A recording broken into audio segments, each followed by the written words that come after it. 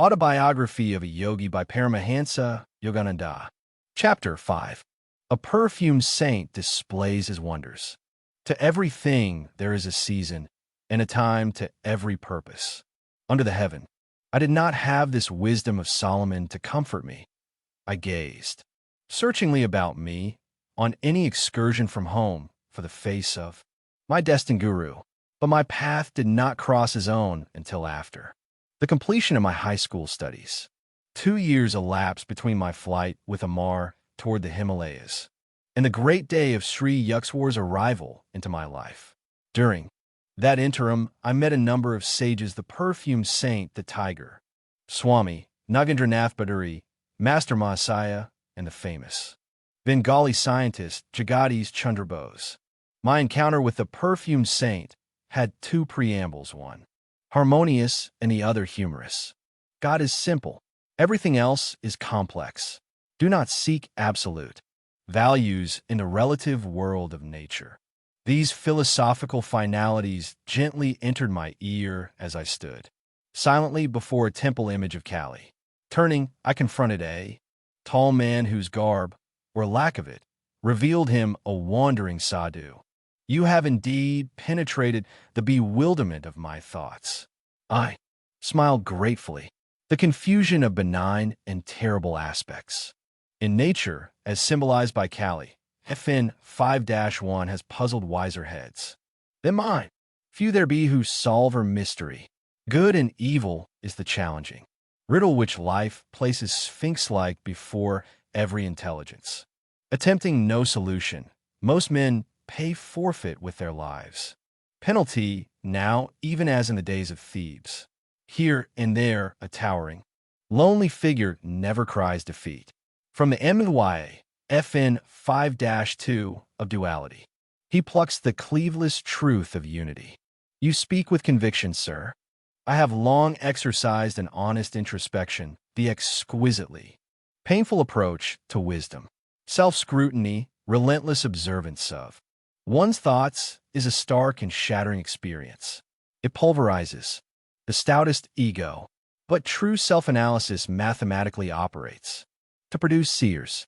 The way of self-expression, individual acknowledgments, results in egotists sure of the right to their private interpretations of God and the universe. Truth humbly retires, no doubt, before such arrogant originality. I was enjoying the discussion.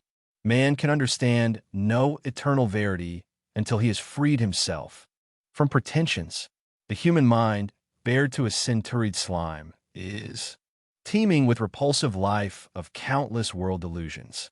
Struggles of the battlefields pale into insignificance here when man first contends with inward enemies. No mortal foes these to be overcome by harrowing array of might. Omnipresent, unresting, pursuing man.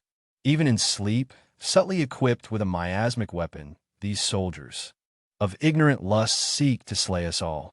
Thoughtless is the man who buries his ideals, surrendering to the common fate. Can he seem other than impotent, wooden, ignominious? Respected sir, have you no sympathy for the bewildered masses? The sage was silent for a moment, then answered obliquely. To love both the invisible God, repository of all virtues, and visible man, apparently possessed of none, is often baffling, but ingenuity is equal to the maze. Inner research soon exposes a unity in all human minds, the stalwart kinship of selfish motive. In one sense at least, the brotherhood of man stands revealed, and aghast. Humility follows this leveling discovery. It ripens into compassion for one's fellows, blind to the healing potencies of the soul, awaiting exploration. The saints of every age, sir, have felt like yourself for the sorrows of the world. Only the shallow man loses responsiveness to the woes of others, lives as he sinks into narrow suffering of his own. The sadhu's austere face was noticeably softened. The one who practices a scalpel self-dissection will know an expansion of universal pity, Release is given him from the deafening demands of his ego. The love of God flowers on such soil. The creature finally turns to his Creator, if for no other reason than to ask in anguish, "Why, Lord, why?" By ignoble whips of pain, man is driven at last into the infinite presence, whose beauty alone should lure him. The sage and I were present in Calcutta's Kaligat temple, whither I had gone to view its famed magnificence. With a sweeping gesture, my chance companion dismissed the ornate dignity. Bricks and mortar sing us no audible tune. The heart opens only to the human chant of being. We strolled to the inviting sunshine at the entrance, where throngs of devotees were passing to and fro. "You are young." The sage surveyed me thoughtfully. "India, too, is young." The ancient rishis, FN 5-3, laid down ineradicable patterns of spiritual living. Their hoary dictums suffice for this day. And land, not outmoded, not unsophisticated against the guiles of materialism, the disciplinary precepts mold India still. By millenniums more than embarrassed scholars care to compute. The skeptic time has validated Vedic worth. Take it for your heritage. As I was reverently bidding farewell to the eloquent sadhu, he revealed a clairvoyant perception. "After you leave here today, an unusual experience will come your way." I quitted the temple precincts and wandered along aimlessly. Turning a corner, I ran into an old acquaintance, one of those long-winded fellows whose conversational powers ignore time and embrace eternity. "I will let you go in a very short while, if you will tell me all that has happened during the 6 years of our separation." What a paradox! I must leave you now. But he held me by the hand, forcing out tidbits of information. He was like a ravenous wolf. I thought in amusement. The longer I spoke, the more hungrily he sniffed for news. Inwardly I petitioned the goddess Kali to devise a graceful means of escape. My companion left me abruptly. I sighed with relief and doubled my pace, dreading any relapse into the garrulous fever. Hearing rapid footsteps behind me, I quickened my speed. I dare not look back. But with a bound, the youth rejoined me, jovially clasping my shoulder. "I forgot to tell you of Gonda Baba, perfume saint, who is gracing yonder house." He pointed to a dwelling a few yards distant. "Do meet him. He is interesting. You may have an unusual experience. Goodbye." And he actually left me.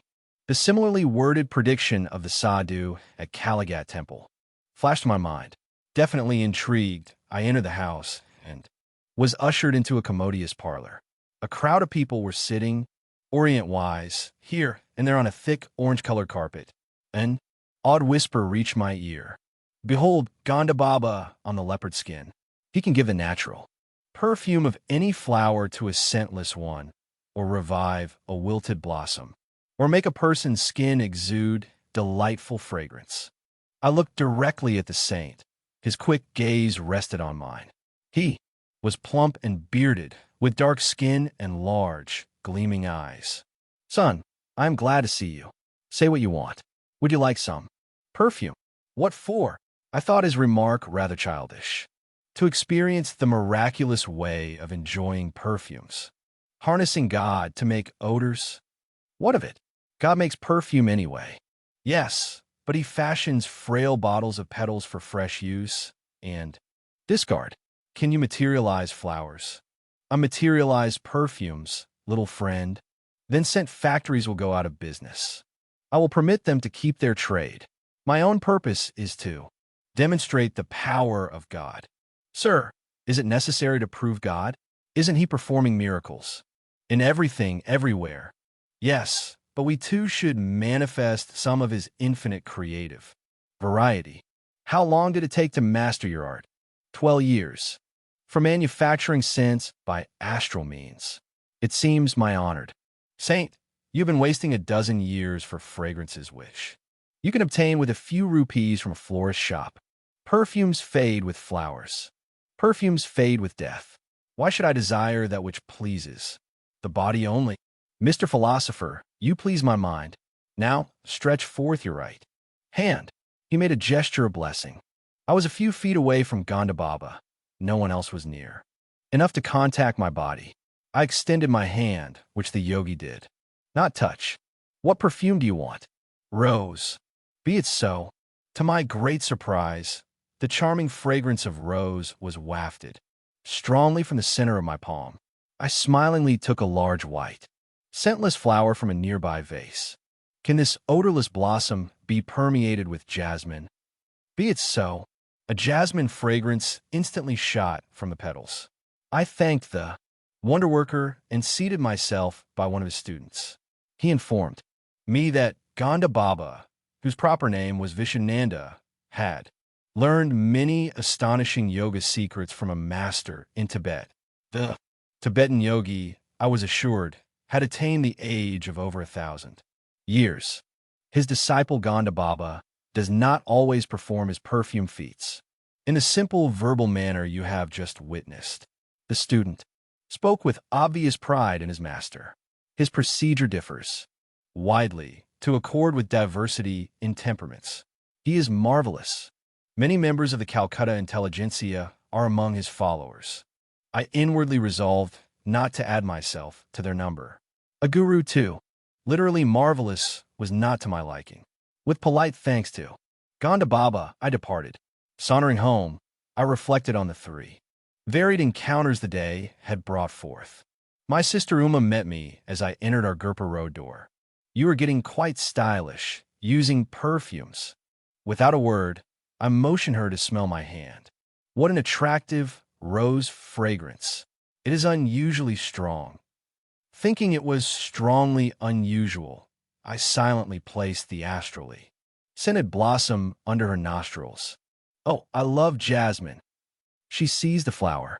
A ludicrous bafflement passed over her face as she repeatedly sniffed the odor of jasmine, from a type of flower she well knew to be scentless. Her reactions disarmed my suspicion that Gonda Baba had induced an autosuggestive state whereby I alone could detect the fragrances. Later I heard from a friend, Yogananda, that the perfume saint had a power which I wish were possessed by the starving millions of Asia and today of Europe as well. I was present with 100 other guests at Gonda Baba's home.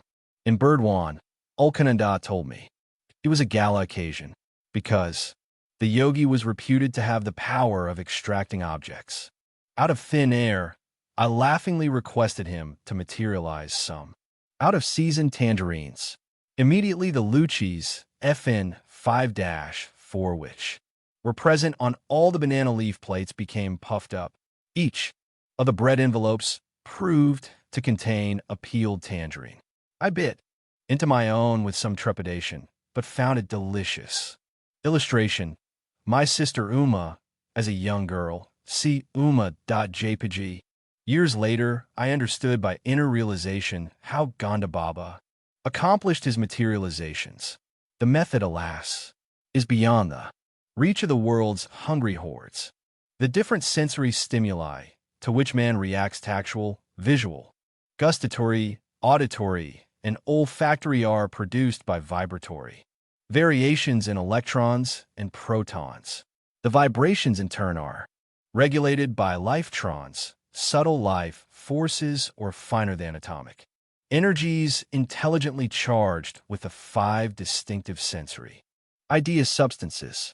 Gonda Baba, tuning himself with the cosmic force by certain yogic practices, was able to guide the lifetrons to rearrange their vibratory structure and objectivize the desired result.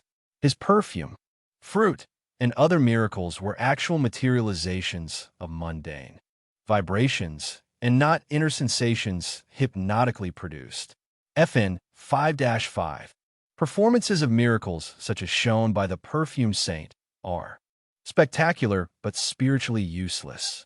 Having little purpose beyond entertainment, they are digressions from a serious search for God. Hypnotism has been used by physicians in minor operations as a sort of psychical chloroform for persons who might be endangered by an anesthetic, but a hypnotic state is harmful to those often subjected to A negative psychological effect ensues which in time deranges the brain cells. Hypnotism is trespass into the territory of another's consciousness. Its temporary phenomena have nothing in common with the miracles performed by men of divine realization. Awake in God, true saints effect changes in this dream world by means of a will harmoniously attuned to the creative cosmic dreamer. Ostentatious display of unusual powers are decried by masters. The Persian mystic Abu said, once laughed at certain fakirs who were proud of their miraculous powers over water, air, and space.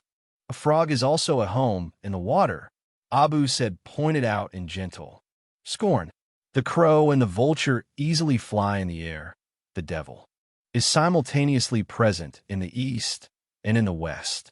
A true man is he who dwells in righteousness among his fellow men, who buys and sells, yet is never for a single instant forgetful of God. On another occasion, the great Persian teacher gave his views on the religious life thus: to lay aside what you have in your head, selfish desires and ambitions, to freely bestow what you have in your hand, and never to flinch from the blows of adversity. Neither the impartial sage at Kaligat Temple nor the Tibetan trained Yogi had satisfied my yearning for a guru. My heart needed no tutor for its recognitions, and cried its own bravos the more resoundingly because unoften summoned from silence. When I finally met my master, he taught me by sublimity of example alone the measure of a true man.